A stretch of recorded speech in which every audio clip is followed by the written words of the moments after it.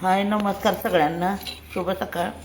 तर हे बघा, हे आहे मूग डाळ आणि मूग डाळीचं करायचं आहे वरण. म्हणजे काही वेळेला पण होईल आणि मला पण होईल खायला. मुलगी माझी गेली कामाला. तर हे मूग डाळीचं वरण आहे. इथं कोथिंबीर चिरून ठेवलेली आहे आणि हे बघा पाणी ठेवलेलं आहे गरम करायला वरण करण्यासाठी.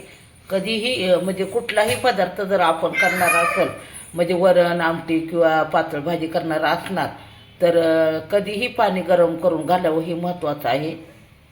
म्हणजे चव टिकून राहते. माझी आई सांगायची म्हणून मी पण तेच करते.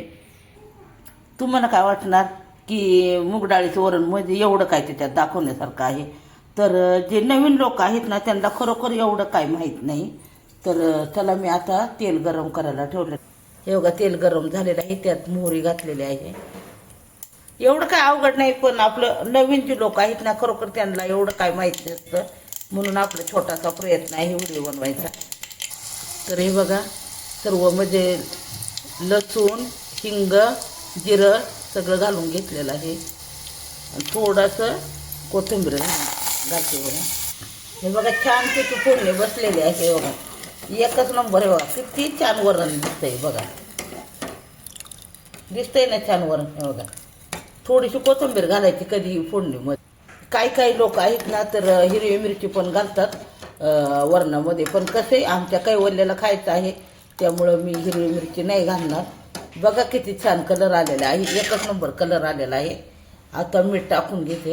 तुम्हाला काय वाटणार की बाबा हे काय वरण म्हणजे काय सोपंच आहे, पण म्हणलं जाऊ द्या, चला एक छोटासा व्हिडिओ बनवूया म्हणून बनवलेला आहे व्हिडिओ हा.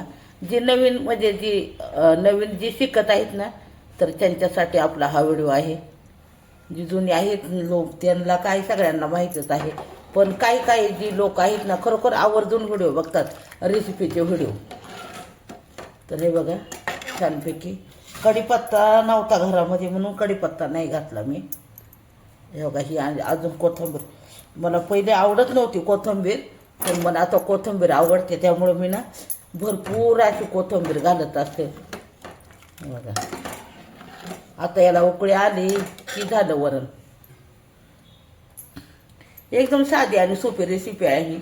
एवढं काही म्हणजे काय याच्यामध्ये काय दाखवण्यासारखं नाही, पण म्हणलं चला आपलं करूया म्हणून केलेला आहे व्हिडिओ मी. नवीन लोकांसाठी व्हिडिओ आहे हा. आणि हे जे मूग डाळीचं वरण आहे ना, ह्याला लई जपावं लागतं बरं का, कारण ते फसा फसा फसा फसा वर येतं. त्यामुळं त्याच्याकडं लक्ष द्यावं लागतं, मूग डाळीच्या वरणाकडं. तूर डाळीचं वरण आहे ना, ते उतू जात नाही, पण मूग डाळीचं वरण उतू जातं बरं का. त्यामुळं त्याच्याकडं लई प्रेमाने बघावं लागतं. हां, लक्षात ठेवा, ही टीप महत्त्वाची आहे. नाहीतर तुम्ही वरण टाकणार गॅसवरती आणि जाणार गॅसपासून लांब मोबाईल घ्यायला. तर जरासं काळजीपूर्वक लक्ष द्या. हां, हे बघा, झालं का नाही वरण? बघा, एकजीव झालं बघा वरण हे. डाळ झाली बघा एकजीव. काही वेळेचा आमचा दंगा चाललेला आहे. झालं बघा वरण आमचं तयार.